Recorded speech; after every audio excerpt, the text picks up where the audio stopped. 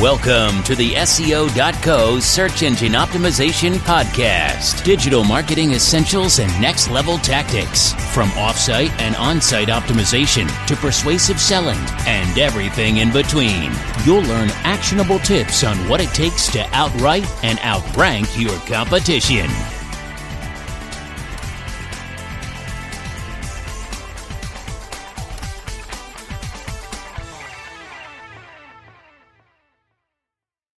How to increase website loading speed. WordPress, one of the most popular platforms for website creation, offers a number of different themes, templates, plugins, and widgets to give you a completely controllable user experience. For most businesses getting started on the web, this is a bit overwhelming, but it's important to make the right decisions when setting up and maintaining your WordPress site. In order to give your users the best experience and improve your chances of ranking, use these strategies to improve your site's load times. 1. Get an efficient host. Hosting may not seem like a big deal, especially if this is your first site, but the type of hosting you have makes a big difference in your load times. For example, if you opt for shared hosting in order to save a bit of money, you could be setting yourself up for drastically slower load times, especially under peak conditions. 2. Reduce your images. As you might imagine, high-definition images can be a major drag on your site's load times. Each individual user must download these images when accessing a page that contains them, so if you can replace those images with much smaller, faster images, you'll instantly improve your load times. The WordPress plugin wp-smush.it is one tool that can help you automatically and efficiently compress the size and load times of all the images on your site. 3. Choose an efficient theme. The themes and frameworks available on WordPress are part of what has made the platform so popular, but not all themes are efficient. In many cases, it's better to choose a simple, unadorned theme with lightning-fast load times than a bulkier theme you prefer from an aesthetic perspective. Don't worry, there are tons of themes with light frameworks to choose from, including some of the defaults. 4. Clean up your plugins. Some plugins can be valuable to your load times, as the wp-smush.it tool we mentioned above. However, many plugins simply take up space and make your site bulkier to process. Check out P3, the plugin performance profiler. It can quickly tell you how each of your plugins affects your overall load times and gives you direction for which ones to keep and which ones to disable. 5. Zip your website files. Compressing your website as a zip file allows for much easier transmission to your users' browsers.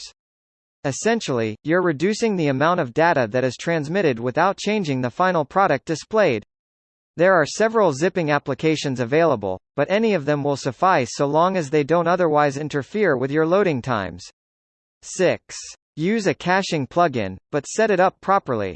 Caching plugins tend to be free to download and install, and they're relatively easy to use.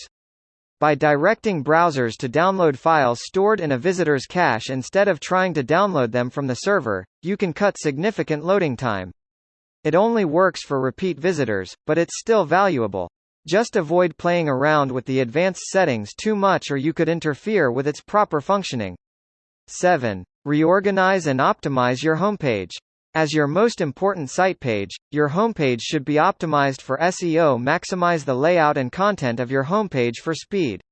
Show segments of posts rather than full content, make the length of your homepage shorter, and remove any widgets and plugins you don't need on the homepage, including social sharing widgets, which belong on individual posts rather than on the homepage directly. 8. Make your database more efficient. If you know what you're doing, you can clean up your database manually, but the better way is to use the WP Optimize plugin. With this plugin, you can quickly and easily establish settings that prevent the buildup of unnecessary information on your database. Since you're storing information more efficiently, your page will end up loading faster on your users' machines. 9. Control image loading. You can selectively control which images load immediately for the user in order to reduce the total amount of information necessary for a user to download from the server. With the right setup, only images above the fold will load immediately, and the remaining images will load only when the user scrolls down accordingly. It's possible to do this manually, but it's easier to do it with a plugin. 10. Get rid of Pingbacks and Trackbacks. Pingbacks and trackbacks are notifications from external blogs that inform your blog that it's been mentioned. Pingbacks and trackbacks automatically update the data contained in your post, thereby increasing the amount of data needed to load and increasing load times. Getting rid of pingbacks and trackbacks will preserve your backlinks but prevent the extra data from being stored on your site. 11. Eliminate unused post drafts. Drafts of old blog posts can weigh down your site more than you think. For example, if you revise a draft 4 times, you'll have 5 total versions of your blog post sitting in your site's database. You'll never need to reference those earlier drafts, so update your database settings to delete them and prevent unnecessary storage in the future. 12. Use static HTML instead of PHP when you can. This isn't something everyone should do, but for those of you looking to cut load times dramatically, it's an additional option. PHP is a useful way to improve the efficiency of your site, but it also occupies server processes while it's running. If you can replace it with a static HTML equivalent, it's worth trying. 13. Take advantage of a content delivery network. Content delivery networks provide the same data you would ordinarily need to transmit to your users, such as CSS files and images, but on closer servers to maximize user download speeds. There are many CDNs available, but most will require a subscription fee to use. Many of the best hosts out there provide a CDN service included or for a much smaller fee bump if you wish to use them. 14. Aggregate your CSS and JavaScript files. If you use several plugins, your site probably links to multiple CSS and JavaScript files on every page, which can interfere with loading times. Instead, use a plugin like Minify to combine all that information to a much more condensed, faster downloading form. 15. Disable hotlinking. Hotlinking is the process of linking to another person's images, thereby increasing server loads without necessarily increasing your traffic.